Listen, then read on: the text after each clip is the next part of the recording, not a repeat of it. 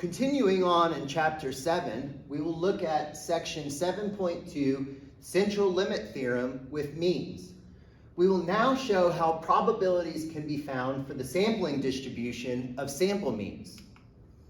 All of the normal distribution application problems that we discussed in Chapter 6 involved randomly choosing a single individual from a population. Therefore, it was important that the population be normally distributed in order to use the normal distribution to solve the problem. To solve application problems involving sample means, the central limit theorem tells us that the sampling distribution will be approximately normal despite the shape of the population distribution. First, we need to know how to change the standard score formula in order to use it with the central limit theorem. To do this, let's first recall the values of the mean and standard deviation for a sampling distribution of sample means. So remember from the previous section, our mean, mu of x bar, was equivalent to our mean, mu, of the population distribution. However, our sigma for our sampling distribution was our original sigma divided by the square root of the sample size. Furthermore, we are looking at values of the sample mean, x bar, not specific values of the random variable x. Remember that standard score formulas are always created as follows. We always take the data value from the distribution, we subtract the mean of the distribution, and we divide it by the standard deviation of the distribution. For individual values, in Chapter 6, we saw that z was given by x minus mu over sigma. And this was because we were dealing with an x distribution. So all of our data values looked like x's. However, now for sample means, we're dealing with x bar values. So we need to take x bar values, subtract the mean of the distribution, and divide by the standard deviation of the distribution. This is equivalent to the following: x bar minus mu over sigma divided by square root of n. And that's because mu of x bar equals mu, and sigma of x bar equals sigma over the square root of n. Let's look at an example. According to the CDC, the mean cholesterol level for persons 20 years of age and older in the US from 2007 to 2010 was 197 milligrams per deciliter. What is the probability that a randomly selected adult from the population will have a total cholesterol level less than 183 milligrams per deciliter? Use a standard deviation of 35 milligrams per deciliter and assume that the cholesterol levels for the population are normally distributed.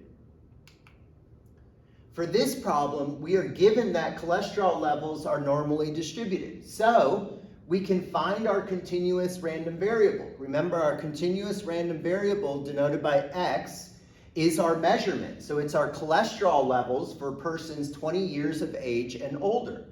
Now we are looking to find the probability that an individual person selected at random has a cholesterol level less than 183. So using our notation, we can write the probability that x is less than 183. It's important to note that for this problem, we are referring to an individual and not a sample. The first method we can use is our cumulative normal distribution tables. So to do so, recall from Chapter 6 that we first standardize our score 183. So remember that we take 183 minus our mean. The problem said that the mean was 197 divided by my standard deviation, which is 35, and I get negative 0.40. Next, since we want to find the probability that a randomly selected adult from the population will have a total cholesterol less than 183, we use our table A directly since we want to find the area to the left. So we get 0.3446. So notice we find our z, negative 0.4, our first decimal, and then we look at our second decimal, 0.00, and we line those up in our table, and we get 0.3446. We can also use our graphing calculator directly. If you want to use this technique, please review your step-by-step guide to using the distribution feature handout posted in our Canvas page. Remember that we are interested in the area to the left. So we want a lower bound. So remember, areas to the left, we use our scientific notation, -1 times 10 to the 99th. We're going all the way up to the value 183. Our mean is 197, and our standard deviation is 35. And again, we get 0.3446, rounding to 4 decimals. Let's look at a slightly different example. Now we have the same setup. However, let's read the problem and we'll see the subtle difference here. What is the probability that a randomly selected sample of 150 adults from the population will have a mean total cholesterol level less than 183 milligrams per deciliter? Use a standard deviation of 35 milligrams per deciliter. Now, in this problem, we will sketch our normal curve in a similar manner as we did with the first question. That is, with a mean of 197 and an area to the left of 183 shaded. However, now we are considering the sampling distribution of sample means, rather than the distribution of individual cholesterol levels. So let's look at this. The very first problem, what is the probability that a randomly selected adult, this is an individual from the population, right? This is our X distribution. Now when we read this problem, what is the probability that a randomly selected sample of adults? So now this is a sampling of adults, and we want a mean cholesterol level.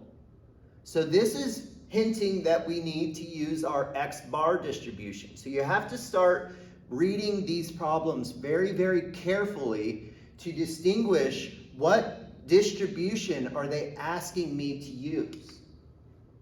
So we can write this as follows. We want the X bars, the mean cholesterol levels, to be less than 183.